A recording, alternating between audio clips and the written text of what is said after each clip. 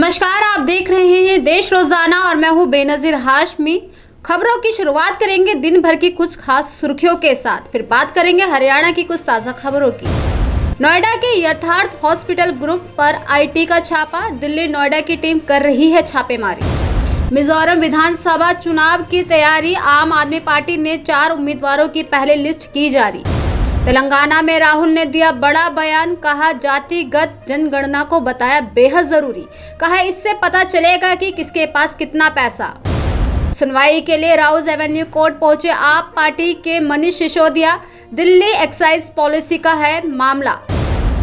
मध्य पूर्व की यात्रा के बाद राष्ट्रपति जो बाइडेन वापस लौटे अमेरिका।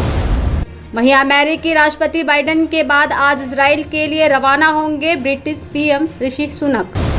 आज छत्तीसगढ़ दौरे पर गृह मंत्री अमित शाह जगदलपुर और कोंडागांव में भव्य रैली को किया संबोधित। यौन शोषण आरोप के चलते दिल्ली की कोर्ट में बीजेपी सांसद बृजभूषण शरण सिंह के खिलाफ याचिका पर हुई आज सुनवाई। मंगलूर में तेज रफ्तार कार ने कई लोगों को कुचला, एक महिला की हुई मौत, 4 लोग हुए घायल। अयोध्या में हनुमानगढ़ी के पुजारी की गला काटकर हत्या, मंदिर के आश्रम में मिली लाश, सीसीटीवी बंद करता नजर आया एक शिष्य। अमृतसर गोल्डन टेम्पल पहुंचे केंद्रीय मंत्री नितिन गडकरी, अटारी बॉर्डर पर फहरेगा सबसे ऊंचा तिरंगा, पाकिस्तानी झंडे से 18 फीट ऊंचा होगा। छत्तीसगढ़ पहुंचे गृह मंत्री अमित शाह जगदलपुर में, कहा इस बार मनेंगी 3 दिवाली, पहली त्योहार वाली तो दूसरी 3 दिसंबर को और तीसरी राम मंदिर बनने पर होगी दिवाली। बैंक ऑफ बड़ौदा के 50 से ज्यादा एम्प्लॉयज किए गए सस्पेंड, इसमें एजीएम लेवल के अधिकारी भी शामिल। ऐप पर कस्टमर ऑनबोर्डिंग में गड़बड़ी के लगे हैं आरोप। आज सोने की कीमत में फिर देखने को मिली तेजी, तो वहीं फिसली चांदी। बता दें 59,885 रुपये प्रति 10 ग्राम पहुंचा सोना। और अब बात करते हैं शेयर बाजार की। सेंसेक्स में 500 अंक से ज्यादा की गिरावट पर रहा, वहीं 65,350 के स्तर पर किया गया कारोबार। निफ्टी भी 150 अंक से ज्यादा टूटा। तो ये थी दिन भर की कुछ खास सुर्खियां। अब बात करते हैं हरियाणा की कुछ ताज़ा खबरों की।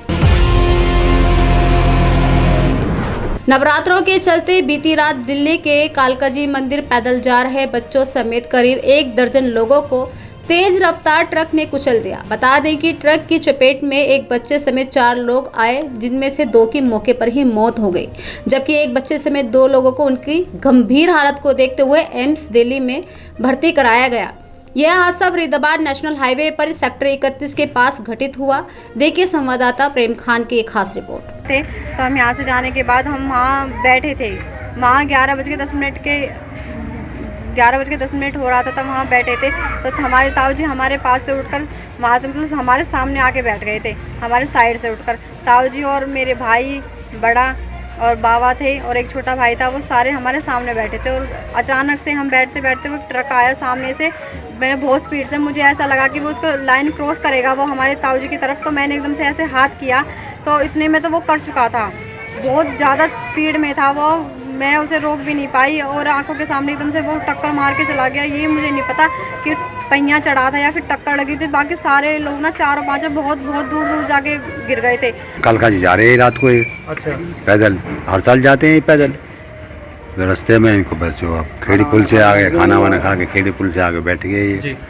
उसके बाद गाड़ी आई है वो करके लपेट। कितने लोग थे जो जा रहे थे? 10-12 बच्चे भी। एक बहुत तेज डंपर आया और आप देखना था, उनके ऊपर चढ़ा के हुए सीधा ले गया जी। वो 2 उनकी वहीं मौके पे मौत हो गई जी। और एक प्रेमराज और ललती जो बच्चा 10 साल का, वो ट्रामा सेंटर एम्स में भर्ती करवाया जी। ये फतेहपुर बिलोच के गांव के रहने वाले थे, कालकाजी धोख मारने के लिए जा रहे थे। इनका रात में एक तेज़ रफ्तार ट्रक ने एक्सीडेंट करके इनको 2 बंदे एक्सपायर हो गए थे वहीं मौके पे ही, और बाकी 2 का इलाज चल रहा है हॉस्पिटल में। कुरुक्षेत्र में गन्ने का रेट बढ़ाने की मांग को लेकर किसान फिर सड़कों पर उतर आए हैं। दरअसल बता दें कि भारतीय किसान यूनियन चडूनी गुट से जुड़े किसान आज प्रदेश भर में जिला उपायुक्त कार्यालयों के बाहर धरना दे रहे हैं। वहीं आज कुरुक्षेत्र में अध्यक्ष गुरुनाम सिंह के नेतृत्व में जिला भर में किसान सुबह ही जिला सचिवालय परिसर में एकत्रित हो गए थे, जहां उन्होंने धरना शुरू किया था। कुरुक्षेत्र में धरने पर किसान नेता गुरनाम सिंह ने कहा कि पिछले 6 साल से महंगाई आसमान पर पहुंची हुई है, लेकिन गन्ने के दाम में मामूली बढ़ोतरी इतने साल में की गई है जो नाकाफी है, और तो और कई जगह ये बढ़ोतरी हुई ही नहीं है। हरियाणा के सोनीपत में हरियाणा नारकोटिक्स कंट्रोल ब्यूरो की रोहतक यूनिट ने एक बड़ी कार्रवाई की है। दरअसल टीम ने एक शिकायत के आधार पर एक मेडिकल स्टोर पर छापा मारा। वहीं छापे के दौरान टीम को संदिग्ध दवाइयां मिली, जिसके बाद सभी आवश्यक कार्रवाई करते हुए टीम ने स्टोर को सील कर दिया। बता दें कि हरियाणा राज्य नारकोटिक्स कंट्रोल ब्यूरो के प्रमुख सीओ पी सिंह ने मार्गदर्शन में ये हरियाणा में नशा तस्करों के खिलाफ अभियान चलाया जा रहा है। ऐसे में नारकोटिक्स रोहतक को टोल फ्री नंबर पर सूचना मिली थी। दक्षिण हरियाणा बिजली वितरण निगम के नवयुक्त अधीक्षक अभियंता जोगेंद्र हुड्डा के बुलावे पर आज Haryana state electricity board workers union Faridabad circle का यूनियन प्रतिनिधि मंडल उनके कार्यालय सेक्टर 23 पर मिला। बता दें, जहां उन्होंने पिछले लंबित मांगों के समाधान और कच्चे कर्मचारियों को जोखिम भत्ता दिए जाने को लेकर बातचीत की। देखिए एक खास रिपोर्ट। क्या नाम है आपका? Vinod Sharma, circle secretary HSC worker union Faridabad. आज ये सर्कल सेक्टर 23 पे क्या कार्यक्रम था? आज हमारा कार्यक्रम SC हमारे नए आए हैं अभी ट्रांसफ़र होकर जोगिंदर हुड्डा जी, उनके बुलावे पर यूनियन इंट्रोडक्शन मीटिंग के लिए गई हुई थी और SC साहब से बड़े अच्छे वातावरण में बातचीत हुई है। SC साहब ने जो हमारी पेंडिंग डिमांड थी, पिछले SC साहब को नरेश कक्कड़ जी के भी समय की डिमांड पड़ी हुई थी, वो हमने डिस्कस करी है। SC साहब ने जोगिंदर जी हुड्डा जी ने हमें आश्वासन दिया है कि आगे यूनियन के साथ मिलकर काम करेंगे और कर्मचारियों की मांगों का जो है ना आगे समाधान किया जाएगा। हरियाणा में विधानसभा चुनाव जितना नजदीक आ रहा है, उतनी ज्यादा गुटबाजी कांग्रेस में नजर आ रही है। दरअसल बता दें कि जहां पूर्व मुख्यमंत्री भूपेंद्र सिंह हुड्डा खुद को मुख्यमंत्री का दावेदार घोषित कर चुके हैं, जिसका उनके ही पार्टी के लोग कुमारी शैलजा, सुरजेवाला और किरण चौधरी गुट विरोध करता दिखाई देते हैं। वहीं खुद कुमारी शैलजा विधानसभा का चुनाव लड़ने की इच्छा जाहिर कर चुकी हैं। हालांकि फैसला हाईकमान ही करेगा कि कौन सीएम का दावेदार होगा और कौन डिप्टी सीएम बनेगा। फरीदाबाद के सेक्टर 62 हाउसिंग बोर्ड में सरेआम बीते दिन एक महिला को उसी के रिश्तेदार ने चाकू से गोदकर हत्या कर दी।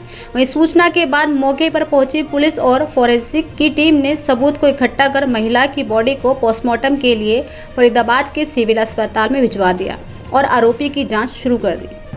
पूरा मामला है, एक रानी लड़ुकीपुर भगवानपुर की रहने वाली है, यूपी की। यहाँ सेक्टर 62 में 944 नंबर मकान है राजू रावत का, उसकी सेकंड फ्लोर पर किराए पर रहती थी। जो इसकी बेटी ने जैसे बताया है, इसकी बड़ी बेटी है वो सुनपेड़ में ब्याही है। उसने बताया कि मुझे मेरे भाई ने बताया है, भाई मौके पे जैसे आया था तो उसकी मम्मी ने उसको बताया था, गौरव है उसका देवर, उसके चचिया ससुर का लड़का, उसने और उसके एक अन्य साथी ने आकर इसका चाकू से मर्डर किया है। क्या मामला दर्ज किया है? मामला वही मर्डर का ही मुकदमा दर्ज कराया 302 में ही, दोनों के खिलाफ। तो ये थी दिन भर की कुछ खास सुर्खियों के साथ हरियाणा की कुछ ताज़ा खबरें। कल फिर होगी मुलाकात ऐसी ही कुछ खास खबरों के साथ। तब तक के लिए बने रहिए हमारे साथ और देखते रहिए देश रोजाना। नमस्कार।